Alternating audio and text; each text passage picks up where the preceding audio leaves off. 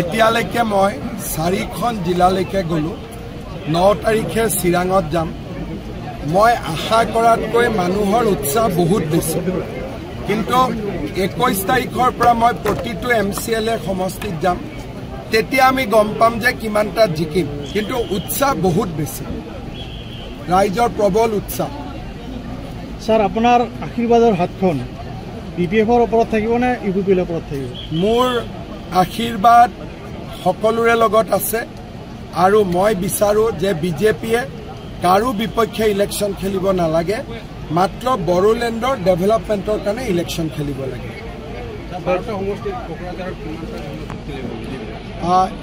আমি 21 তাৰিখৰ পৰা প্ৰত্যেকটো সমষ্টিলৈকে মই যাম সভাপতি মহোদয় যাব আৰু আমাৰ অবজাৰ্ভাৰ সকলেও প্ৰতিবেদন দিব আমি আগষ্ট মাহৰ প্ৰথম সপ্তাহত ঠিক কৰিম যে আমি কেইটা সমষ্টিত ইলেকশন খেলিব পাৰিম স্যাৰ বিজেপিত উৎকাৰ কৰিবলৈ তিনিটা গগৈ মিত্ৰতা হ'ব লাগে মিত্ৰতাটো আমিও কৰি আছো অতুল বৰা কেশৱ মহন্ত প্ৰমোদ বড়ো আমাৰ লগততো সব আছে টংকেশ্বৰ ৰাভা গতিকে ৰমাকান্ত দেউৰী প্ৰদান বৰুৱা ৰনুজ পেগু ভুৱন পেগু সেইটো ডাঙৰ মিত্ৰতা নহয় জানো সেইটো কথাও আপোনালোকে কক মই ক'লো নাই আমাৰ মিত্ৰতাটো আটাইতকৈ ডাঙৰ বড়ো মিচিং ৰাভা কলিতা কেও তিৱা কাৰ্বি ডিমাছা আমাৰ মিত্ৰতাটোৰ সন্মুখত বাকী মিত্ৰতা কেনেকৈ থাকিব পাৰিব স্যাৰ বিটিআৰত প্ৰথম শ্ৰেণীৰ নাগৰিক দ্বিতীয় শ্ৰেণীৰ নাগৰিক আছে নেকি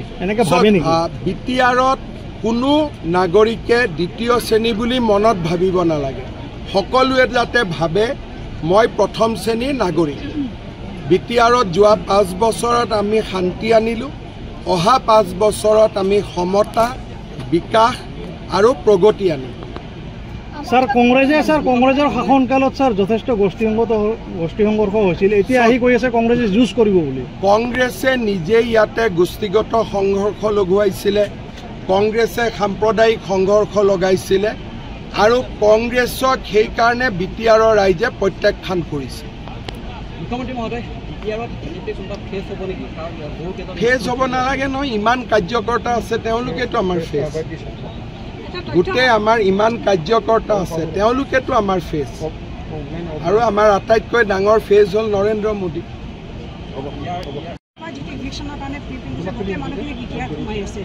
বিটিআৰে সোমাব দিব নালাগে কাৰণ তেওঁলোকক আমি য'ত যাব লাগে জাগা দেখুৱাই দিছোঁ গতিকে কোনো মানুহ বিটিআৰত সোমাব নালাগে এভিকশ্যনটো অহাকালি হ'বই কিন্তু মানুহবিলাক নিজে খালী কৰি দিলে আৰু তেওঁলোকক আমি জাগাও দেখুৱাই দিছোঁ ক'ত যাব লাগে স্যাৰ বিটিআৰত ইলেকশ্যন হোৱাৰ সম্ভাৱনা আছে নেকি সেই বিষয়টো আমি সিদ্ধান্ত নলওঁ বিটিআৰৰ বিষয়ে বিটিআৰ প্ৰশাসনে সিদ্ধান্ত লয়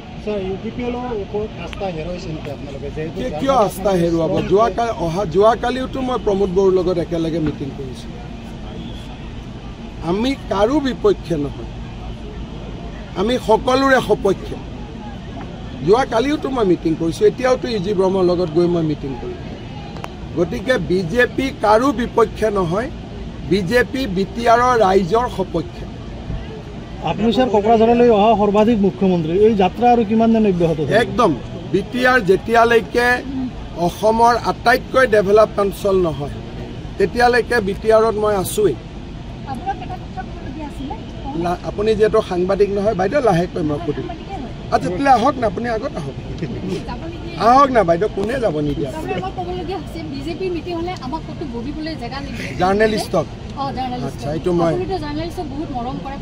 একদম অহাবাৰৰ পৰা মই নিজে ফোন কৰি প্ৰথম সুধিম জাৰ্নেলিষ্ট বহিছেনে নাই পানী চাহ পাইছেনে নাই তাৰ পিছতে মই ইয়াত আহিম স্যাৰ বিটিআৰ তিনটা সমষ্টি লৈ কি কৰিব বিজেপিয়ে যেহেতু প্ৰমোদ বড়োৰ সমষ্টি আৰু প্ৰমোদ বড়োৰ সমষ্টিত আমি প্ৰতিদ্বন্দ্বিতা কৰিম নে নাই হাগ্ৰামা মহিলাৰ সমষ্টিত আমি প্ৰতিদ্বন্দ্বিতা কৰিম নে নাই তাত আমি সিদ্ধান্ত লোৱা নাই এই গোটেই প্ৰতিবেদন অহাৰ পিছতহে আমি সিদ্ধান্ত ল'ম এতিয়ালৈকে আমি কোন সমষ্টিত খেলোঁ ক'তো সিদ্ধান্ত লোৱা নাই মাত্ৰ আমি প্ৰভাৰী পঠিয়াইছোঁ তেওঁলোকে ৰিপৰ্ট দিব আমাক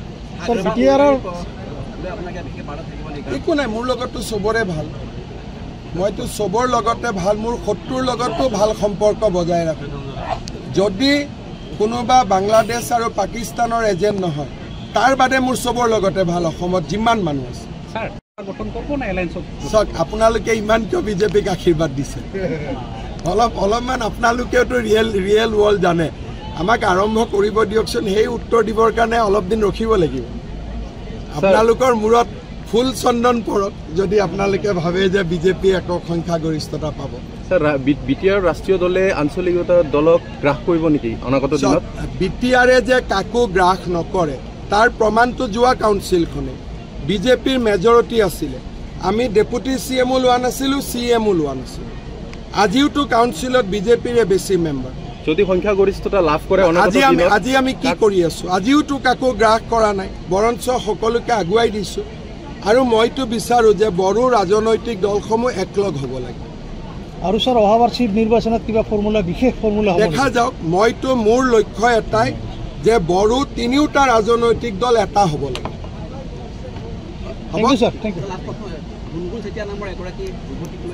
এই কথাটোতো মই গুৱাহাটীত প্ৰেছ কনফাৰেন্স কৰিম। এই কথাটো কংগ্ৰেছে ৰাজনীতি কৰি আছে। কৰিমগঞ্জ, ধুবুৰী, চাপৰ, শিলচৰ এইবিলাকৰ ৰাইজ গৈ লখিমপুৰত বহিছিল।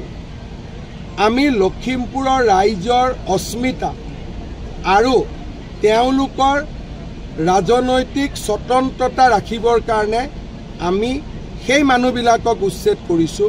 কোনো গুণগুণ চেতিয়াক আমি উচ্ছেদ কৰা নাই। এইটো একেবাৰে অসত্য কথা। আৰু 350 বাংলাদেশী খেদিবলৈ যাওঁতে আমাৰ কোনোবা মানুহৰ ঘৰত যদি অলপ খুন্দা এটা লাগিলে আমি কি সহ্য নকৰিম নেকি? যদি আমাৰ কাৰো গাতে অসম আন্দোলনত বিদেশী খেদিবৰ কাৰণে 855 জন শ্বহীদ হৈছে, এতিয়া যদি অসমীয়াই ভাবে যে 500 বাংলাদেশীক উৎখাত কৰক, কাষত মোৰ ঘৰটো আছে, সামান্য খুন্দা এটাও নালাগিব, তেনেকৈ জাতিটো বাচিব নেকি? তাতে কি হ'ল? কঠীয়াখিনি গ'ল, আকৌ লগাই দিলেই হ'লহেঁতেন ৰাতিপুৱা। তাক লৈতো ৰাজনীতি হ'ব পাৰে নেকি? নাই, ৰাজনীতি কোনে কৰিছে? যোনে এই মহিলাগৰাকীৰ নামত বাংলাদেশীখিনিক সংৰক্ষণ দিব খোজে। উদ্দেশ্য মহিলাগৰাকী নহয়, উদ্দেশ্য হ'ল যাতে বিজেপিয়ে উচ্ছেদ বন্ধ কৰে। কিন্তু বিজেপিয়ে কালিও চাপৰত কৰিব, পৰহিও গোৱালপাৰাত কৰিব। কোনেও বিজেপিক ৰাখিব নোৱাৰে। বাংলাদেশী উচ্ছেদ হ'বই। ভূমি তেওঁৰ ভূমি লোৱাই নাই আমি।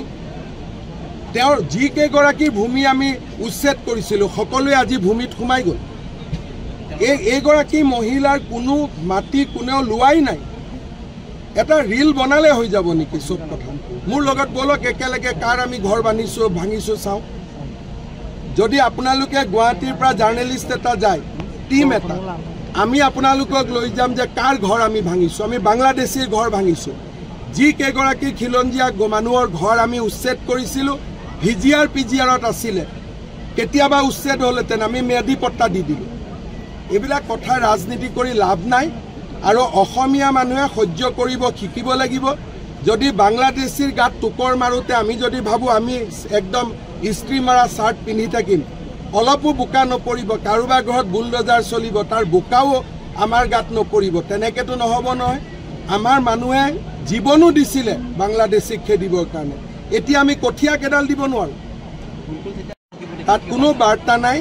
বাৰ্তা এটাই, অসমীয়া মানুহ সাহসী হ'ব লাগিব, নহ'লে অসমীয়া মানুহ অসমতে এদিন আত্মসমৰ্পণ কৰিব লাগিব।